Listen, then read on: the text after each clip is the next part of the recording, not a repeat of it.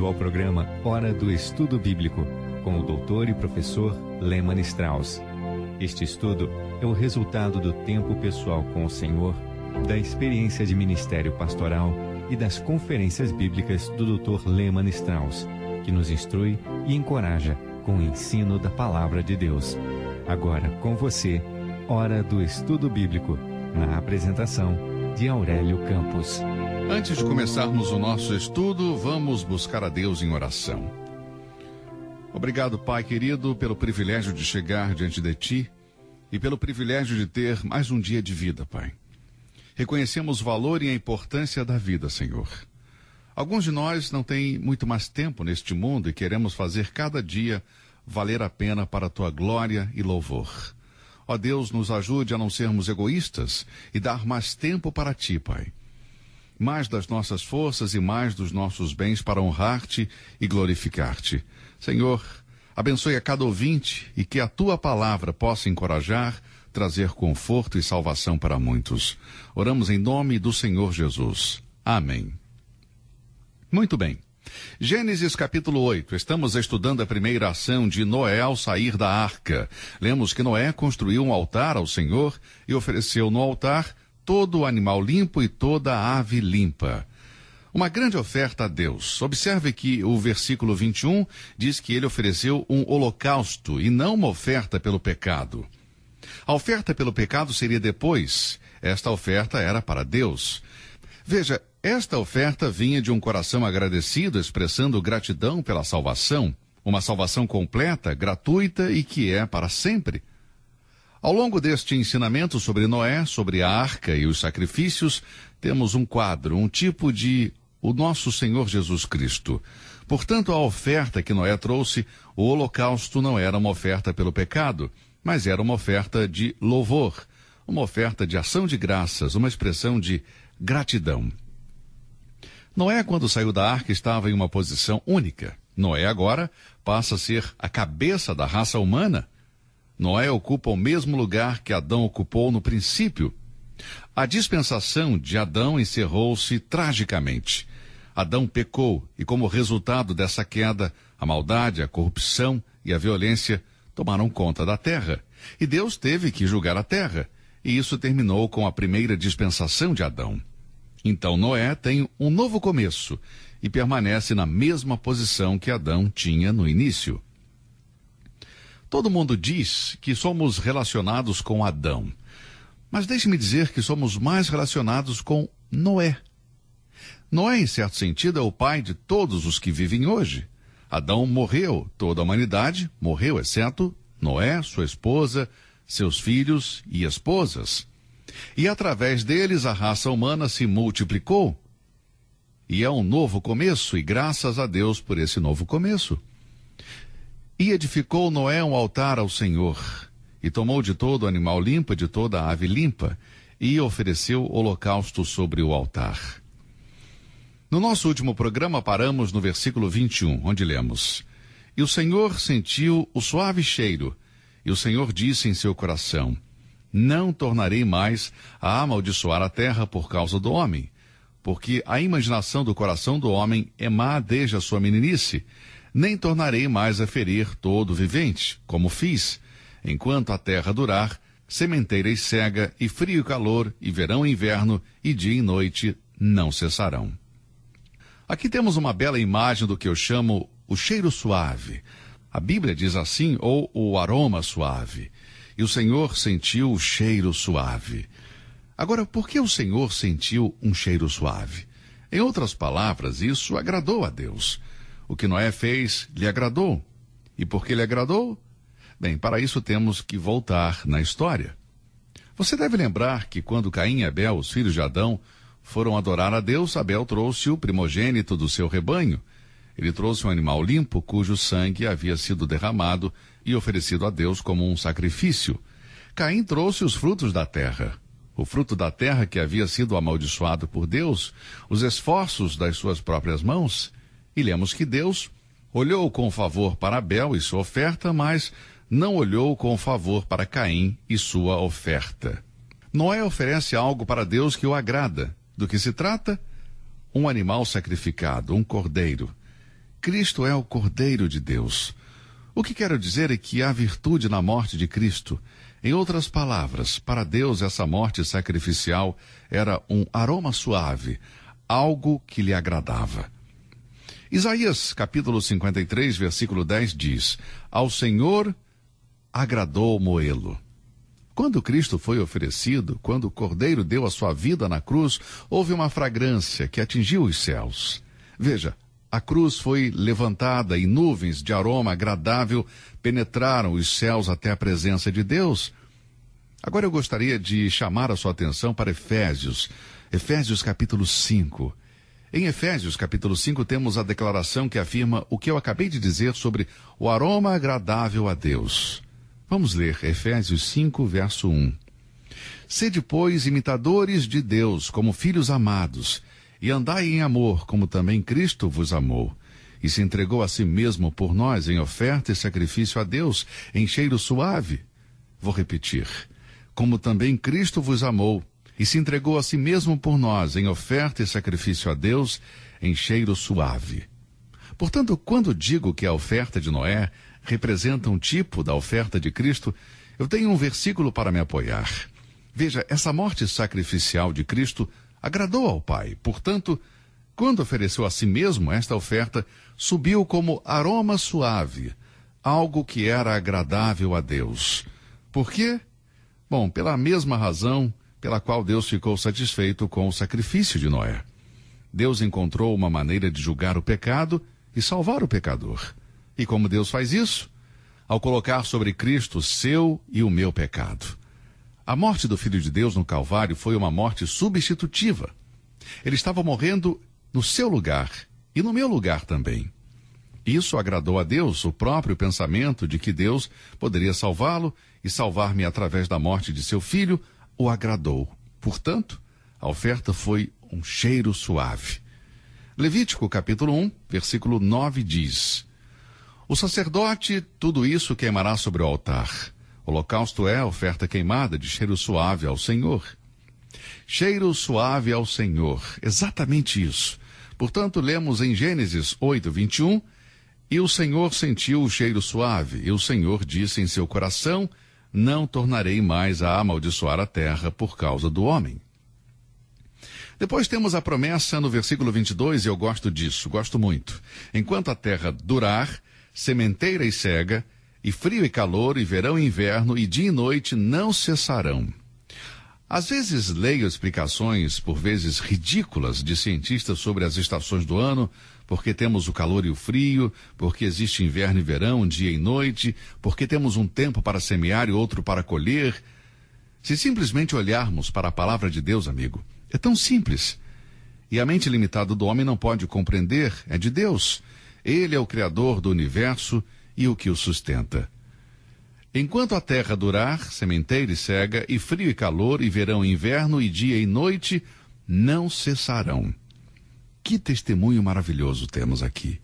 O Senhor não estava olhando para o altar e para o sacrifício quando Noé ofereceu o animal.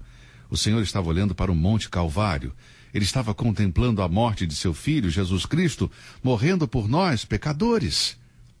Cristo, somente Cristo, é agradável a Deus. Nossa aceitação está nele. Agora chegamos ao capítulo 9, versículo 1, onde lemos: Deus abençoou Noé. Veja na Bíblia mais frases parecidas com esta. Noé achou graça aos olhos de Deus. Deus falou a Noé dizendo: saia da arca. O Senhor se lembrou de Noé. Deus abençoou Noé. Bem, todas essas belas palavras indicam a maravilhosa graça de Jesus Cristo. Temos um novo começo. Deus abençoou Noé e seus filhos e disse: sede fecundos, multiplicai e enchei a terra. Veja, aqui Deus dá outro mandamento para encher a terra, para frutificar. Deus está dizendo a Noé e sua esposa, seus filhos e a esposa dos seus filhos, para terem filhos. Sede fecundos e multiplicai. Mas às vezes eu me pergunto se podemos aplicar isso para frutificar espiritualmente. O que Paulo diz em Colossenses capítulo 1, versículo 10, onde exorta o crente a dar frutos em toda boa obra. Esta não deveria ser a meta de cada um de nós, os redimidos? Noé, sua esposa e família foram redimidos, eles foram salvos, tinham sido preservados do juízo, estavam começando tudo de novo. E Deus diz: sede fecundos e multiplicai. Fisicamente frutíferos? Sim, com certeza, isso está claro aqui. Mas quanto a dar frutos para Deus? O fruto é algo que se espera de todo crente, de todo verdadeiro seguidor de Cristo. Leia João capítulo 15, Jesus disse: eu sou a videira, vós sois os ramos. Aquele que permanece em mim dá muito fruto. Bom fruto, mais fruto, muitos frutos. Devemos dar frutos em toda boa obra. Honrar a Deus em tudo o que fazemos, isso é o que a Bíblia chama de frutos. Agora, versículo 2, lemos: e o temor de vós e o pavor de vós virão sobre todo o animal da terra e sobre toda a ave dos céus. Tudo o que se move sobre a terra e todos os peixes do mar, nas vossas mãos são entregues. Talvez você se lembre de que Deus deu a Adão domínio sobre todos os animais, mas Adão caiu. Ele pecou contra Deus, transgrediu o mandamento de Deus e agora Deus assegura a Noé que ele vai estar seguro ao colocar medo sobre os animais. Veja, o pecado estava deixando uma mancha mais e mais profunda, mas a graça de Deus abundou mais e mais ainda. E se compararmos isso com a passagem de Gênesis 1:29, o homem, ao que parece, era vegetariano antes do dilúvio e agora a carne entra na dieta do homem por ordem divina. Versículo 3: tudo quanto se move que é vivente será para vosso mantimento. Portanto, Deus deu-nos tanto os legumes como a carne para nos alimentarmos. O versículo 4 é um versículo-chave, um versículo muito importante. Não se esqueça disso. Está cheio de significado, preste bem atenção. A carne, porém, com sua vida, isto é, com seu sangue, não comereis. A carne dos animais era permitida, mas beber o sangue não. E por quê? Bom, no livro de Levítico, no capítulo 17, versículo 11, lemos: porque a vida da carne está no sangue, pelo que vou-lo tenho dado sobre o altar para fazer expiação pelas vossas almas, porquanto é o sangue que fará expiação pela alma. O sangue aos olhos de Deus era diferente da carne. Não foi apenas a morte de Cristo na cruz que fez a expiação pelos nossos pecados, mas o derramamento do seu sangue. E isso tem um significado. O sangue que fará expiação pela alma. Não só a morte de Cristo. A morte era importante, mas o derramamento de sangue é a verdade básica. Hebreus 9:22 diz: sem derramamento de sangue não há remissão de pecado. Suponhamos que Cristo tivesse morrido por causa de um ferimento na cabeça, ou uma doença, ou um câncer, e não derramasse seu sangue voluntariamente, sacrificialmente pelos pecados do mundo. Não haveria redenção. Sem derramamento de sangue não há redenção, não há remissão de pecados. Uma das poucas coisas na Bíblia que Deus chama de precioso é o sangue de Jesus Cristo. 1 Pedro capítulo 1, versículos 18 e 19, lemos: sabendo que não foi com coisas corruptíveis como prata ou ouro que fostes resgatados da vossa vã maneira de viver, que por tradição recebestes dos vossos pais, mas com o precioso sangue de Cristo. Precioso sangue. Algo que você não pode calcular o valor, algo que Deus não pode estimar o valor, é o sangue de Jesus Cristo. Portanto, Deus proíbe beber o sangue. Então ele diz a Noé que ele pode comer a carne de certos animais, mas não beber o sangue. O sangue é excluído. Atualmente existem seitas que usam este versículo fora de contexto, aplicam erroneamente e rejeitam transfusões de sangue. Eu sou absolutamente contra este ponto de vista. Este versículo não está proibindo a transfusão de sangue de um humano para o outro para preservar a vida. Não é esse o contexto, mas proíbe o consumo de sangue. Versículo 5 diz: certamente requererei o vosso sangue, o sangue das vossas vidas, da mão de todo animal requererei, como também da mão do homem, e da mão do irmão de cada um requererei a vida do homem. Agora Deus fala sobre matar um animal para comer, mas matar um homem é pecado. Olha o que diz o versículo 6. Quem derramar o sangue do homem, pelo homem o seu sangue será derramado, porque Deus fez o homem conforme a sua imagem. O homem caiu do estado de inocência em que Adão estava. O homem não poderia viver por sua consciência depois que Deus lhe deu o conhecimento do bem e do mal. E agora Deus vem para negar outra desculpa. O homem poderia ter dito: bem, as coisas ficaram muito ruins porque o assunto em relação a Caim não foi bem tratado. Se tivéssemos uma reunião e colocássemos em prática o peso da opinião pública e do juízo, poderíamos então ter justiça. Mas Deus responde: agora vai se estabelecer a autoridade humana.